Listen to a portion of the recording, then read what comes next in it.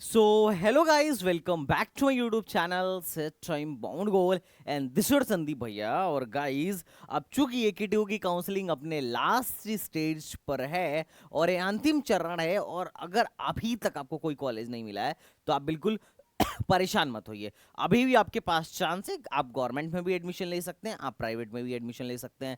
जिन लोगों ने विड्रॉल मारा था उनके लिए अभी क्या है कि अभी भी ऑप्शन खुला हुआ है। तो अभी काउंसलिंग खत्म नहीं हुई बेसिकली। अभी भी आप कॉलेज ऑप्ट कर सकते हैं, और बहुत ही मतलब ऐसा बंदा भी कॉलेज ले सकता है जिसने जेईई मेन भी नहीं दिया हो, मतलब जिसने सिर्फ 12th किया हो और अभी वो कॉलेज लेना चाहता हो, तो अब उसके लिए भी ऑप्शन खुल चुका है। क्योंकि ये स्पॉट काउंसलिंग है। यहाँ पे क्या है कि यहाँ पे सीटों को भरा जाता है, ऐसे ही उठा उठा के भरा जाता है। जो जो सीटें खाली रह गई हैं, चाहे वो गवर्नमेंट हो या चाहे वो प्राइवेट हो, उनकी सीटें इस बार भरी जाएंगी। अच्छा, अगर मैं बात करूं इंटरनल स्लाइडिंग की, तो इंटरनल स्लाइडिंग का रिजल्ट आज आने वाला है। और इंटरनल स्लाइडिंग सिर्फ गवर्नमेंट या गवर्नमेंट एडेड कॉलेजों में होता है।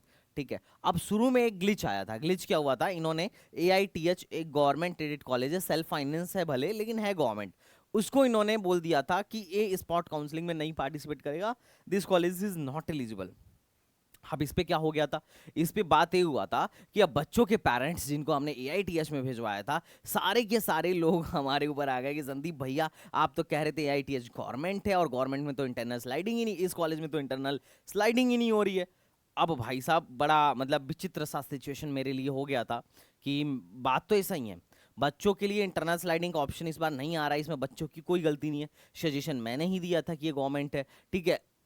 अब हुआ क्या था, हुआ ये था कि पिछले बार इंटरनल स्लाइडिंग एआईटीएच में हुआ था, बट फिर उसके बाद क्या हुआ, हमने एआईटीएच में भी कॉल करा इस बात को वेरीफाई करने के लिए, पुष्टिकरण के लिए, और उन्होंने बोला नहीं नहीं, हमारा तो गवर्नमेंट ही है, गवर्नमेंट सेल्फ फाइनेंस है।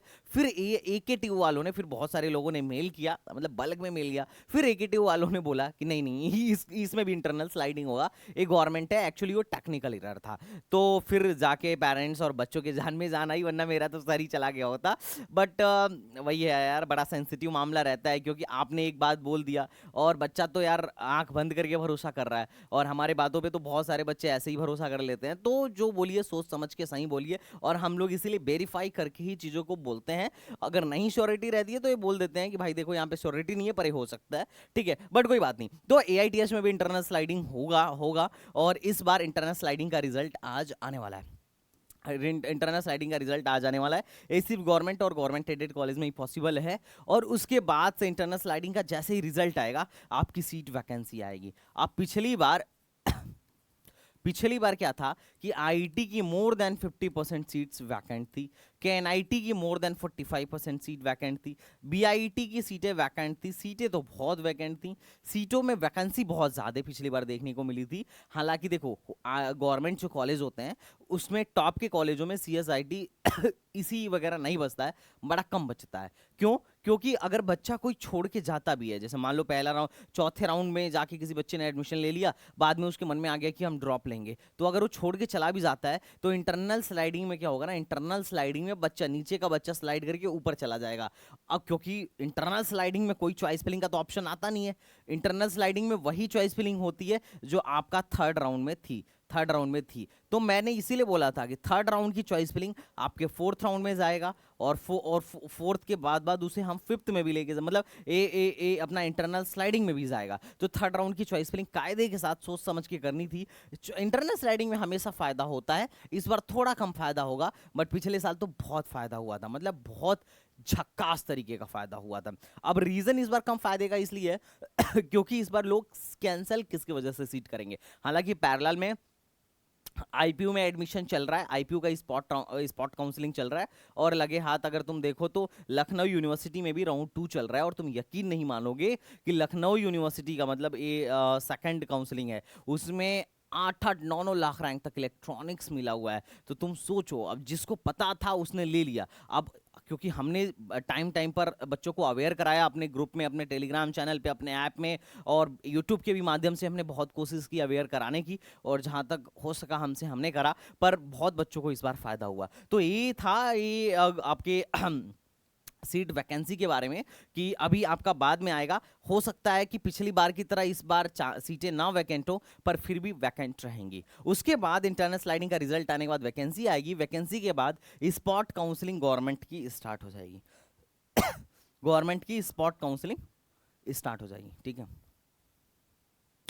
अब स्पॉट काउंसलिंग में आपको 4 से फ्रेश रजिस्ट्रेशन करना होगा और 6 तक फ्रेश रजिस्ट्रेशन होगा, ठीक है। अब इसके लिए कौन कौन एलिजिबल है, तो देखो, जिसको कॉलेज नहीं मिला है पहले तो वो एलिजिबल है। दूसरा, जिसने विड्रॉल मार लिया है वो एलिजिबल है। तीसरा, जिसको मिला था और उसने पैसे ही नहीं जमा करा वो एलिजिबल है। कौन एलिजिबल नहीं है? जिसको कॉलेज मिल चुका है, चाहे गवर्नमेंट हो या private, he is not eligible for spot counselling. पहला ऑप्शन ही हो गया। दूसरा, जिसको कॉलेज मिल गया है और वो तो एलिजिबल नहीं है। दूसरा, जिसको कॉलेज मतलब मिल गया है, जिसको कॉलेज मिला हुआ था पर वो क्या कहते हैं कि जिसने विड्रॉल नहीं मारा, ही मे बी नॉट एलिजिबल। इस पे तुम देख लेना, क्योंकि इस पे इनका जो शेड्यूल है, इनके लास्ट राउंड तक जो रहता था एलिजिबिलिटी और नॉन एलिजिबिलिटी में, कि ऑल कैंडिडेट, कौन एलिजिबल नहीं है, who has freeze seat after round 5। तो जिसका जिसका राउंड 5 में सीट फ्रीज हो गया था, all candidate who has been allotted a seat in paid seat confirmation but not withdrawal in round 2 and 3, he is not eligible. भाई साहब, जिसका जो राउंड 5 तक गया और जिसकी सीट फ्रीज हो गई है वो एलिजिबल नहीं है, लेकिन जिस लोगों ने विड्रॉल मारा है वो एलिजिबल है। इसके अलावा all candidate except candidates who are not mention as not eligible, ठीक है। इनके अलावा जितने भी बच्चे हैं सब सब एलिजिबल हैं। तो स्पॉट राउंड से स्पॉट काउंसलिंग का कहना है, ठीक है। अब स्पॉट में हमें करना क्या होगा, तो स्पॉट में 4 तारीख को पोर्टल खुलेगा। इसमें फ्रेश रजिस्ट्रेशन होगा। Eligible candidate of round 6 can register this round with application fees 1000 का फ्रेश रजिस्ट्रेशन होगा। Candidate will be required to upload document which will be verified centrally. Upon verification will be फलाना ढिमकाना, और उसके बाद से आपको 20,000 का पेमेंट पहले ही करना पड़ेगा, ठीक है। और ये 20,000 वापस तभी होगा जब आपको कोई कॉलेज ना मिले, अदरवाइज वापस नहीं होगा। जैसे अगर मैं मोटा मोटी बात करूं शेड्यूल दिखाते हुए अगर मैं मोटा मोटी इस बात को क्लियर करूं, तो ये समझो, आज 3 तारीख को इसका अलॉटमेंट रिजल्ट आएगा और आज ही सीट वैकेंसी आ जाएगी। उसके बाद से छठवें में उसके बाद से आपका 4 तारीख को स्पेशल राउंड का रजिस्टर होगा और 6 तक रजिस्ट्रेशन होगा, 6 तक चलेगा। तो पहले आपको रजिस्ट्रेशन करना है। रजिस्ट्रेशन के बाद से आपको पेमेंट करना है 20,000 का। अगर आप 20,000 का पेमेंट पहले ही करना है, चाहे आप विड्रॉल मार लियो तो भी, ठीक है, वो वाला पैसा आपका वापस आ जाएगा।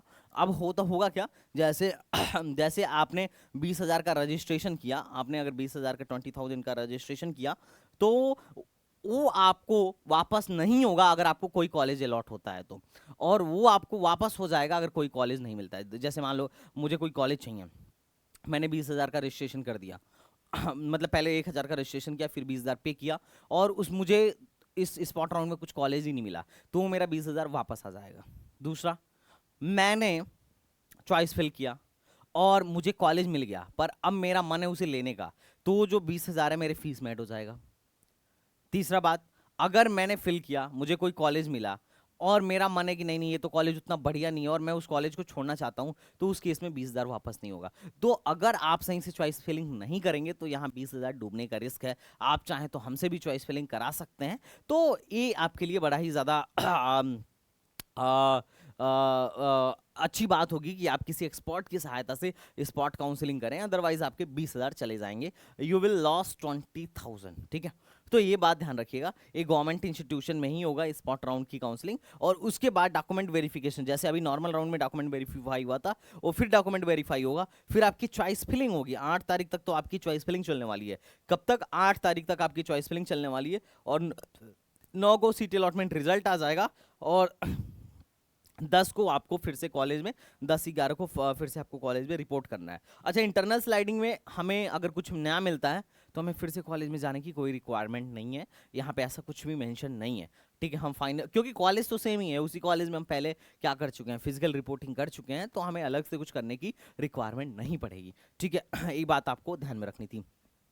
ये तो रहा गवर्नमेंट के लिए, गवर्नमेंट में बड़ा सिंपल है, ठीक है। अच्छा, क्या सीएससी में किसी कॉलेज में सीट खाली नहीं रहेगी? तो ऐसा भी नहीं है, सीएससी में सीट वैकेंट रहेगी, लेकिन टॉप में बहुत कम चांस है। जो लो कॉलेज हैं या जो आरईसीज हैं या फिर जो एनटीसी है, नित्रा टेक्निकल कैंपस वगैरह हैं, उनमें सीट्स वैकेंट रहती हैं, उसमें सीट्स वैकेंट रहती हैं। और टेक्सटाइल वैक्सटाइल आई में तो पूरा फुल सीट वैकेंट रहती है, मतलब 50% 40% सीट्स वैकेंट्स रहती हैं। ठीक है, उसके बाद आते हैं थोड़ा सा ना प्राइवेट की तरफ कि प्राइवेट में स्पॉट काउंसलिंग का क्या मामला है।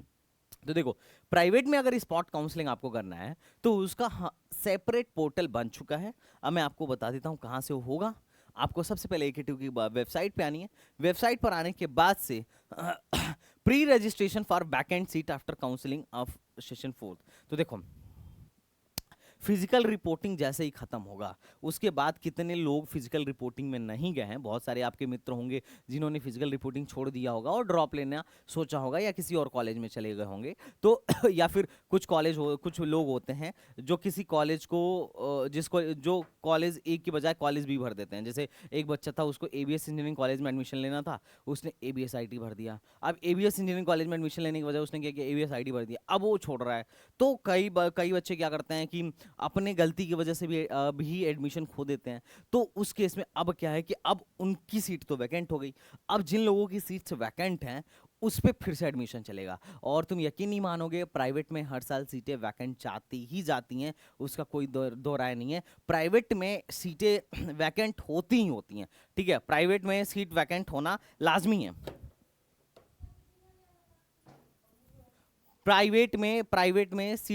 प्राइवेट में सीट्स वैकेंट होना लाजमी है, और ये चीज हो और ये चीज होता ही होता है। ठीक है, तो अब इसी को खत्म करने के लिए एक्चुअली ये लेके आया गया था। अब इसमें है क्या, तो देखो, इसमें रजिस्ट्रेशन जो होगा यहाँ से होगा। रजिस्ट्रेशन जो होगा, आपको पंजीकरण के लिए यहाँ से जाना पड़ेगा, और यहाँ पे आप क्लिक करिए और यहाँ पे आ जाइए कि आपने एग्जाम, क्या आप एग्जाम में मतलब आप किसके लिए कर रहे हैं, मतलब यूजी के लिए कर रहे हैं या पीजी के लिए कर रहे हैं। अगर आप यूजी के लिए कर रहे हैं तो भाई साहब आप डाल दीजिए कि मतलब क्वालिफाइंग जो आपका 12th है वो पास है कि नहीं है, उसके बाद किस बोर्ड से हैं, मतलब सारी चीज़ें आपका पास है कि नहीं है सारी डाल दीजिए, फिर किस बोर्ड से हैं सारी चीज़ें डाल के और प्रोसीड फर्दर कर दीजिए। ये जो है ये जो है 1 तारीख से लेके 12 तारीख तक होगा। ठीक है, 1 तारीख से लेके 12 तारीख तक का होगा, और उसके बाद से 1 तारीख से लेके 12 तारीख तक का होगा। फिर उसके बाद से आप अगर ये देखें, इसके बारे में पूरा देखना चाहें, ठीक है,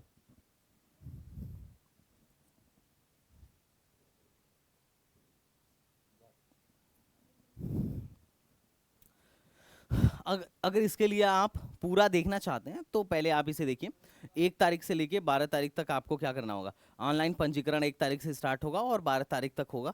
और उसके बाद से यहाँ पे जो फीस है, अगर आपने जेई मेन दिया हुआ है तो आपको 1,000 देना पड़ेगा, और बाकी जो SC ST वाले हैं उनको 500 देना पड़ेगा। अच्छा, जिन लोगों ने जेई मेंस नहीं दिया हुआ है उनको 2300 रुपये देना पड़ेगा, और बाकी लोगों के लिए SC ST वालों के लिए 1150 रुपये देना होगा। तो यहाँ पे जो प्राइवेट कॉलेज हैं जैसे सेगेजी, काइट, मोस्टली कॉलेज, जिस भी प्राइवेट कॉलेज की सीट वैकेंट रहेगी वो लोग यहाँ पे क्या करेंगे, वो लोग यहाँ पे पार्टिसिपेट करेंगे और अपनी सीटों को भरेंगे। ठीक है, तो ये चीज़ आपको समझ लेना है कि मैनेजमेंट कोटा की भी सीट अगर रिक्त है या फिर काउंसलिंग वाली अगर कोई सीट रिक्त है तो इसमें एकेटीयू काउंसलिंग करा रही है और इस बार इन सीटों को भरेगी। और इसमें काउंसलिंग का जो प्रोसेस है बड़ा सिंपल सा है। प्री रजिस्ट्रेशन में अगर आप पहले से पंजीकृत हैं तो यहाँ पे जाएंगे और मतलब registration number, date of birth, mobile number ये सब भरेंगे, और अगर आप नए हैं तो आप यहाँ पे जाके भरिए, कोई दिक्कत नहीं है। यहाँ से जाके पंजीकरण कर लीजिए, दैट विल बी इनफ। ठीक है, 12 तारीख से पहले पहले आपको इस काम को निपटा लेना है। अब इसमें राउंड 1 कब होगा, राउंड 2 कब होगा, इसका विवरण ये लोग बाद में देंगे। जैसे ही इसका विवरण देंगे मैं आपको बता दूंगा। अगर इस फॉर्म को भरने में आपको कोई परेशानी हो तो आप कमेंट बॉक्स में बता दीजिएगा, मैं इसमें भी आपकी मदद कर दूंगा। तो आज देखते हैं कि कितनी सीटें वैकेंट है स्पॉट राउंड के लिए।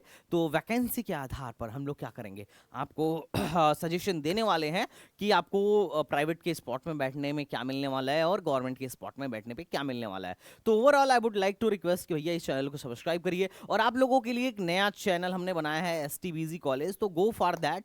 बाकी तो सब ठीक ही है। तो आई थिंक आपको अगर सब कुछ क्लियर हो गया हो तो आप कमेंट बॉक्स में बता दीजिएगा। नेक्स्ट किस टॉपिक पे वीडियो चाहते हैं बता दीजिए, स्कॉलरशिप की वीडियो जल्दी आने वाली है। तो चलिए मिलते हैं नेक्स्ट वीडियो में, तब तक के लिए बाय बाय, टाटा एंड जय हिंद।